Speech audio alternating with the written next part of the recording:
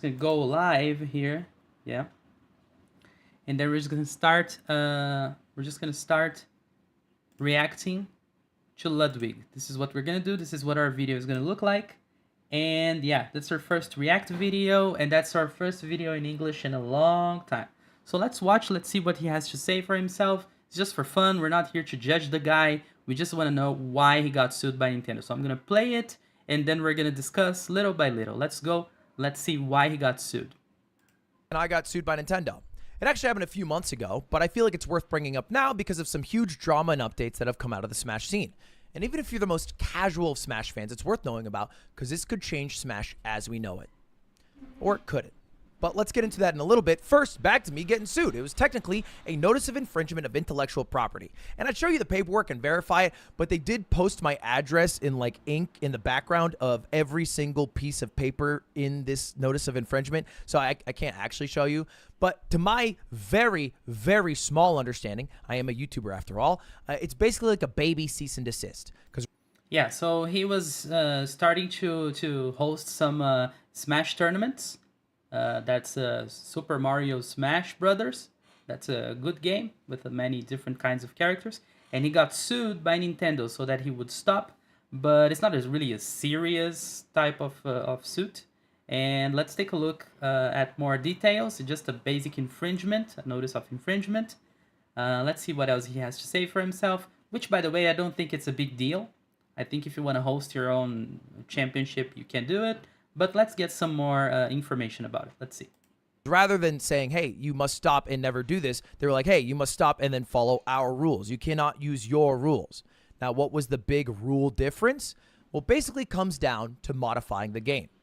If you don't know, I ran an event this past few months this year called the Ludwig Ahgren Championship Series. It was a pretty damn big Smash Invitational with an open qualifier. And up to this point, some context, there is a stage in competitive Smash Melee called Pokemon Stadium. This is what it looks like.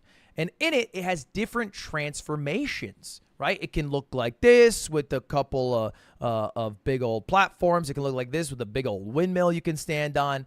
And over the past couple of years, people figured out they could modify it and freeze it.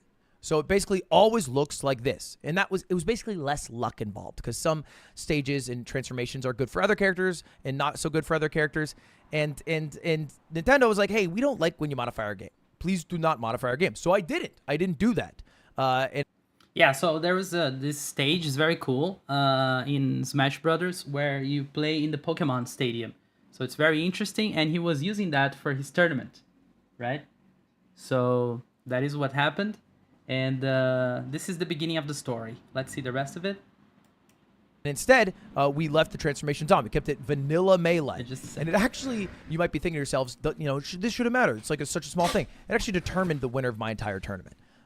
Because Leffen was losing very badly to Cody Schwab. He had 110%, Cody had 14%. The transformation came up.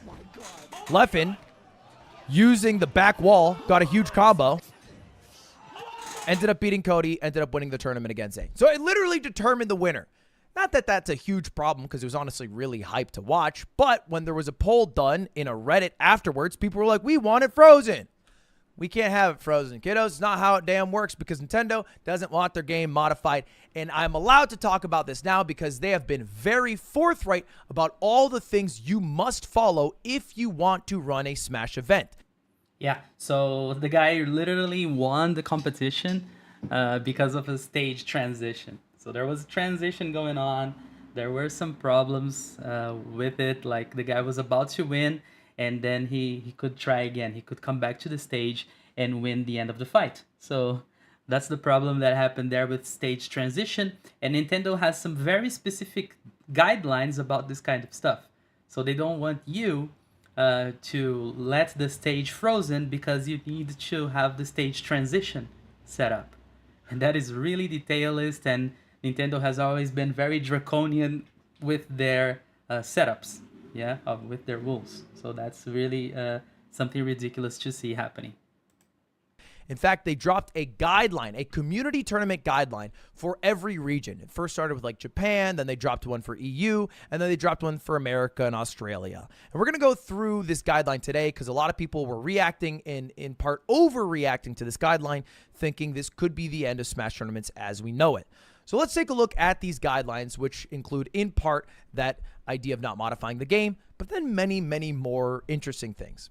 So there's basically two things you have to think about here. The first one is community tournaments, which is basically like, hey, I want to run a tournament at my college or with my friends or in my local community. And if you do that, you're supposed to do these things. Like you can only have a tournament up to 200 participants in person, 300 online. You aren't allowed to collect more than $20 per person for like a tournament fee. You can't have a prize pool of more than 5K. Just outright, you just can't do that. Yeah, this is kind of ridiculous because it doesn't make big companies feel interested about investing in the tournament and the Smash tournaments because you have all these limits, and big companies really want people to get the kind of money, and they are also gonna collect more. Yeah, so Nintendo is just like setting specific values for everything, and that's the big L again for Nintendo. You can't make more than $10,000 if you're a tournament organizer. I don't agree with all these outright. I don't think that, for example, a tournament organizer should necessarily only make 10K. I would feel fine if my local tournament organizer was able to make a full-time living and then provide better tournaments because they don't have to do a job and then a side hustle that's a passion thing where they're not allowed to actually make money. I feel like that's a little weird. There's also a couple of weird specific rules that they threw in. Like they went into this very, interesting rant about how you're allowed to technically have more than 200 people at a tournament if you do them in blocks, and the blocks happen on different days. And then they also go into details about if you wanted to run a charity event at a high school. So a lot of specificities, but a lot of people are probably wondering, well, Ludwig, what happens if I want to run a huge event? Or if one of my favorite tournament organizers wants to continue to run their huge 1,000-person events with tens of thousands of dollars in prize pool, is that able to happen? Can it only be 200 people? If 201 come along, is Nintendo going to come and shoot them in the head? Yeah, that's weird. Yeah, it's exactly 200 people. That's the amount you can have in your tournament. If you have 201, what's gonna happen? Yeah, is Nintendo always looking? They have also specific guidelines for when you're like in making a tournament in high school. So everything's kind of weird and not well put together by Nintendo. Right? Just a sec. Let's just put this part here to rest, and we're gonna finish very soon.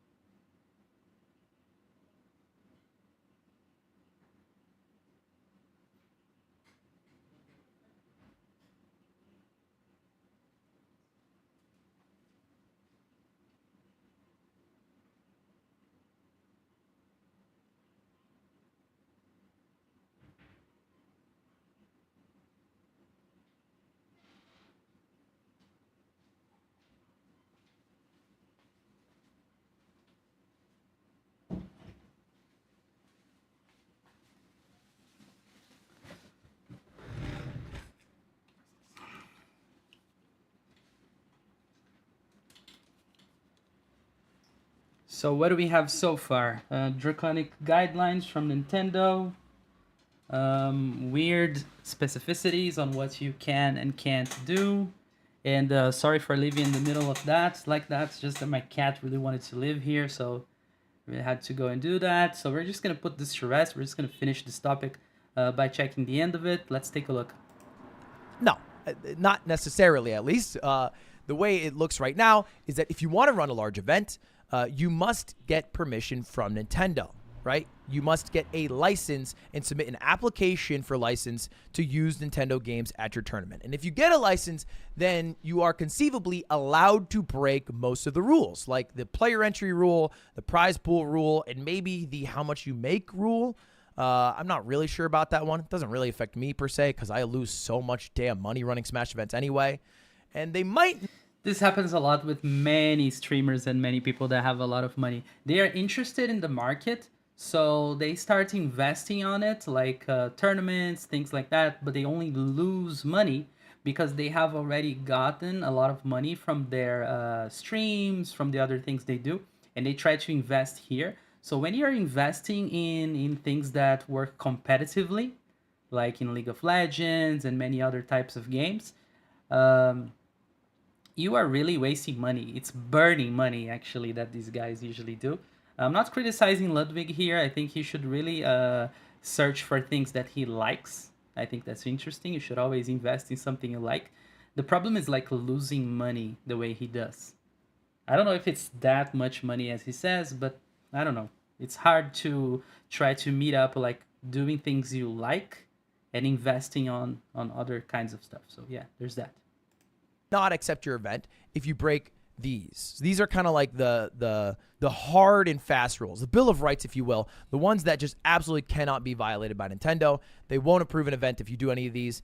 If you violate laws, infringe IP, fake that you have a license, and then interestingly here, involve any cheating, unauthorized access, modification of the game itself, aka why they came for me, why they sent me that baby cease and desist. And then there's some vague things here, like if you use game consoles, accessories, and software not licensed by Nintendo. So I don't know if you have a Mad Catz controller, are they going to come kick you in the throat?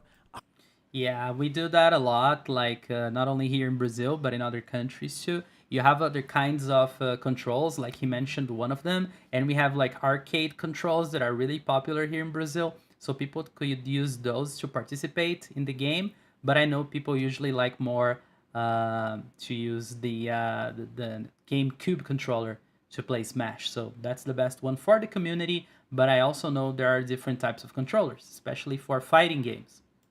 I don't know. That seems like really hard to regulate by Nintendo. And there's an interesting conversation to be had about the box as well, which is a whole nother can of worms I don't need to get into. But if you happen to follow all of these and you send in your request to Nintendo to authorize your event, then conceivably you should be able to run an event of really any size. At least that's the idea as it seems.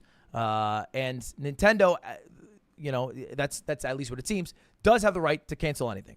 Right? They can cancel any community tournament if there's 307 people instead of the 200 people allowed, or they could conceivably cancel any big event or not give them a license if they do not see fit.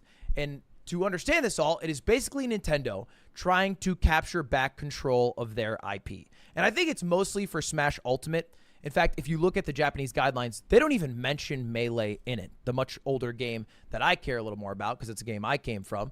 But in the North American one, they do, because they kind of have to, because we forced their hand, because we've kept their game alive for much longer than I think they would have liked to. Yeah, totally. In the US, it's a big sensation to play Smash Brothers Melee. And yeah, here in Brazil, we don't kind of have that stuff, but I understand like where he comes from, trying to organize that game. And of course, Nintendo is going to pay more attention to America in this sense, because they are the ones who are actually playing the game, right? The Super Smash Brothers Melee.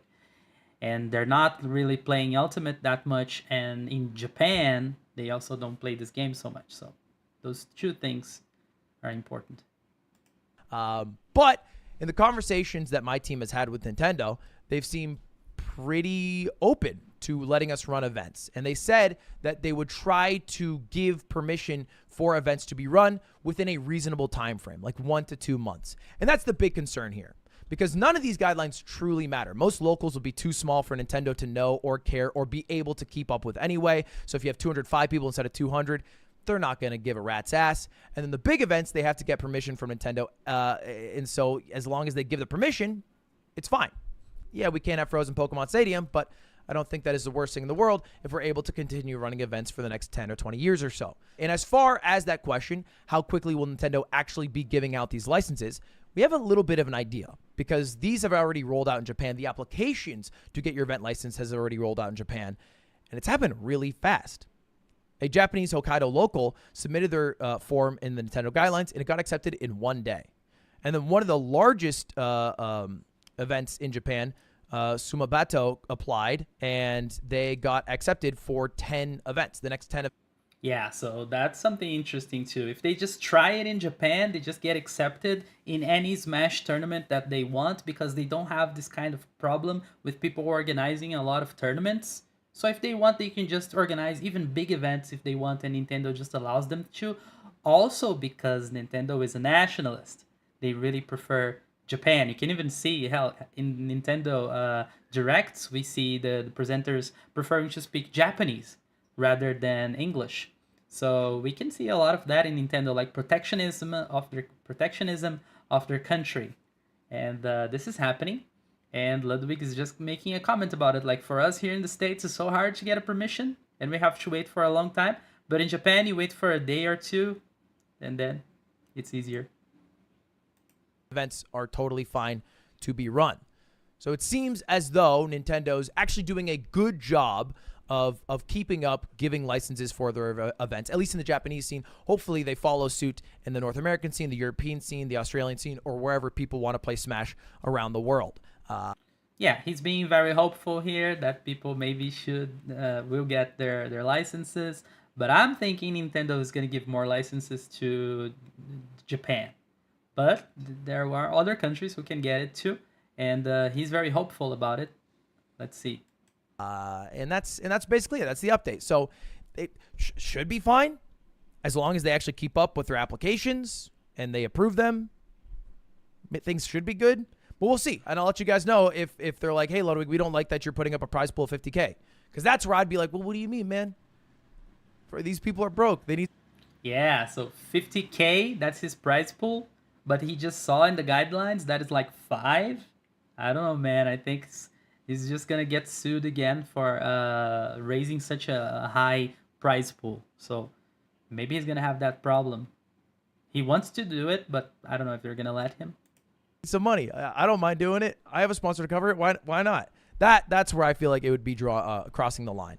And I'll leave it off with a little bit of a quote from the GOAT. You can take my controller, Mango. my GameCube, my CRT. I'll tell you something. I'll play Melee in my fucking mind. As long as Melee lives, I will play. And if you take it all, we'll fucking play in a garage. 20 people there, hot, sweaty, gross. Me versus Zane behind a 7-Eleven for 25 bucks. And that's what it's always going to be. You don't understand that the money, the fame. Nobody gives. Anybody who wants to be a top player gives no fucks about that. Exactly, man. Exactly. We don't really care about this. We just want to play games. People are saying here in my chat. I usually get this when I stream in English. Like, oh, do you want to be famous? Don't you want to know how it's like to be famous? You just have to pay us this and that, and then you're just gonna get famous. First of all, I know I'm not. This is just like something I do for fun, so I'm not gonna follow suit and look for these kinds of investments. But yeah, this is what it comes down to. A lot of guys playing games wherever they want, however they want to do it. Yeah, this is what it comes down to. It doesn't matter if you're famous, if you're rich or not. So I agree with this guy. Small tournaments are always fun. And that's the end of the video. Let's see. So if you try to shut us down, you'll never shut us down. You think you might, but I promise you with all my soul, you got nothing on the Melee community. So you can try. You're not going to succeed, whoever you are. Just remember that. So those are the huge updates in the Smash community. Exactly. So that's the end of his video, and that's the end of my video too. I leave you guys with that thought, like, don't ever do things because you want to be famous. Don't ever do things because you need more money on your bank account. Like, this is important, but it's when it's your job. When you're doing something like a hobby, like playing video games, recording videos, doing things you do, nobody can stop you. So that's just an example with Smash Brothers. And this is another example from Ludwig getting sued by Nintendo. Yeah, Nintendo just sues people outright. So that's it for today. I'm just gonna go, guys. I have a lot of stuff to do here in my job. Thank you very much for watching this video. And that's it now. We're just gonna go. Bye-bye. See ya.